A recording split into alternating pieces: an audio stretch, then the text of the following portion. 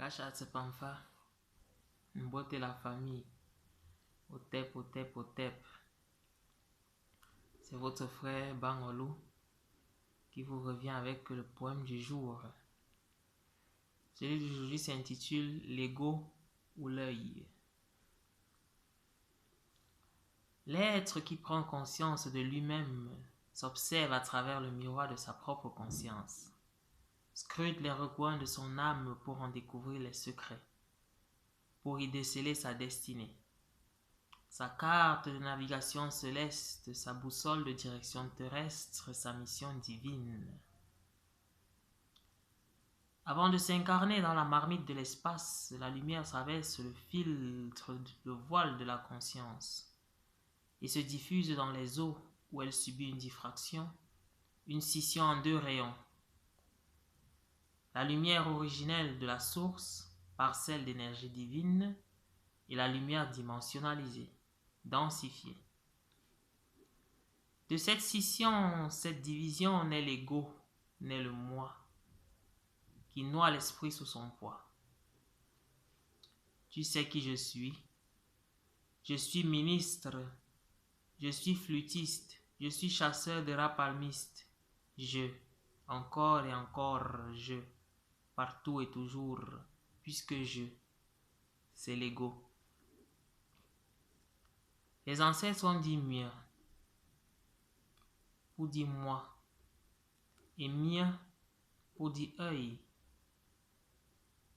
mais aussi mieux pour dire terminé, achevé, puisque la conscience, l'infini, se cache derrière le moi, le fini, pour s'observer et observer le monde à travers l'œil du je, l'œil de l'ego.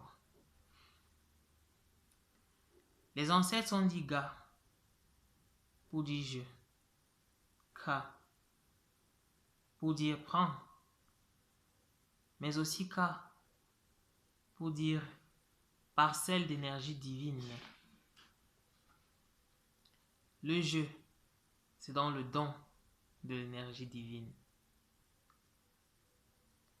L'ego, c'est l'animal qui répond à l'instinct.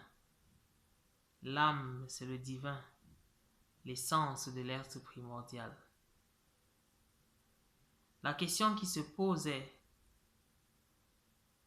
qui dit je? Le corps ou l'esprit? Qui pilote nos vies? Pour quel but? Quelle destinée? L'élévation ou la chute?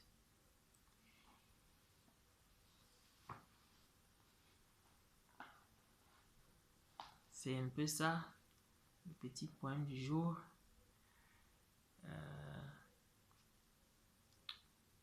C'est l'ego, la matière densifiée, qui nous fait peser et empêche l'esprit de s'élever. Donc, pour s'élever, il faut dominer l'ego. La question c'est, y parvenons-nous? Allons-nous réussir à dominer l'ego pour laisser s'exprimer le divin en nous? C'était ça, le poème du jour. Otep, Otep, la famille.